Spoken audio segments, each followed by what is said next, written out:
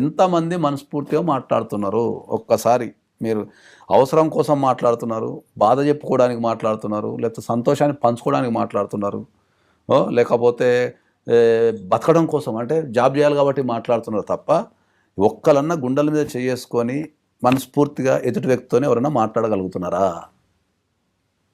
Addict అయిపోయారు cell ఫోన్లకి. That's what. మనిషి ఎప్పుడైతే మిషన్తో మాట్లాడడం స్టార్ట్ చేసిండో మనిషి జీవితం అనేది పతనం అవుతూ డౌన్ గ్రేడ్ అవుతున్నది.